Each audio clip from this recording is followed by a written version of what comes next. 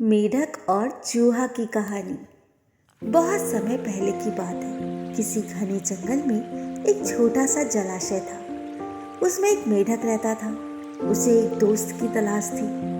एक दिन उसी जलाशय के पास एक पेड़ के नीचे से चूहा निकला।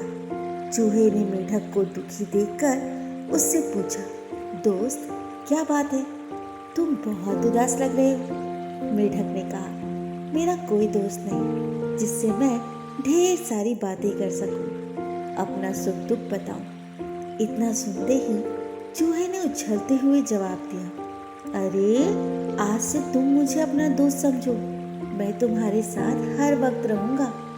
इतना सुनते ही मेढक बहुत खुश हो गया। दोस्ती होते ही दोनों घंटों एक दूसरे से बातें करने लगे। मेढक जलाशय से निकलकर कभी नीचे बने चूहे के बिल में चला जाता, तो कभी दोनों जलाशय के बाहर बैठकर काफी बातें करते।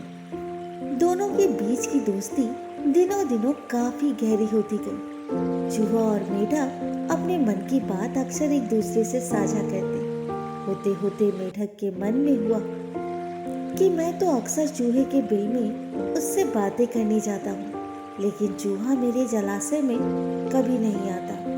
ये सोचते सोचते चूहे को पानी में लाने की मेढक को एक तरकीब सूझी। चालाक मेढक ने चूहे से कहा, दोस्त, हमारी मित्रता बहुत गहरी हो गई है। अब हमें कुछ ऐसा करना चाहिए जिससे एक दूसरे की याद आते ही हमें आभास हो जाए। चूहे ने हामी भरते हुए कहा, हाँ जरूर, लेकिन हम ऐसा करेंगे क्या? दुष्ट मेढक फटाक से बोला, एक रस्सी से तुम्हारी पूंछ और मेरा एक पैर बांध दिया जाए, तो जैसे ही हमें एक दूसरे की याद आएगी तो हम एक दूसरे को खींच लेंगे, जिससे हमें पता चल जाएगा। चूहे को मेढक के छल का जरा भी अंदाजा नहीं था, इसलिए भोला चूहा एकदम से हामी भर दिया। मेढक ने जल्दी जल्दी अपने पैर और चूहे की पूंछ को बांध दिया। इसके बाद मेढक ने एकदम से पानी में छलांग लगा दी। मेढक खुश था क्योंकि उसकी तरकीब काम कर गई। वहीं जमीन पर रहने वाले चूहे की पानी में हालत खराब हो गई। कुछ देर बाद छटपटाने के बाद चूहा बेचारा मर गया। बाज आसमान में उड़ते हुए ये सब देख रहा था। उसने जैसे ही पानी में चूहे को तैरते हुए देखा तो बाज तुरंत उसे मुंह में दबाकर उड़ गया।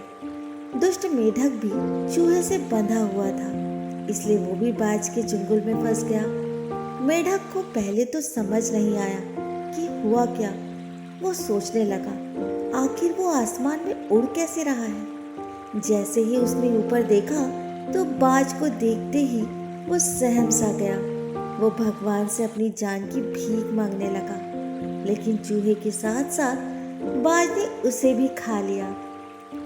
दूसरों का नुकसान पहुंचाने की सोच रखने वालों को खुद भी नुकसान उठाना पड़ता है। जो जैसा करता है वो वैसा ही भरता है। इसलिए बच्चों, दुष्ट लोगों से दोस्ती नहीं करनी चाहिए और हर किसी की हाँ में हाँ नहीं मिलानी चाहिए, बल्कि अपनी बुद्धि का प्रयोग भी करना चाहिए। तो दोस्तों, आज की ये कहानी कैसी लगी कमेंट बॉक्स में ज़रूर बताएं। और हाँ, मेरे चैनल को लाइक शेयर सब्सक्राइब करना ना भूलें।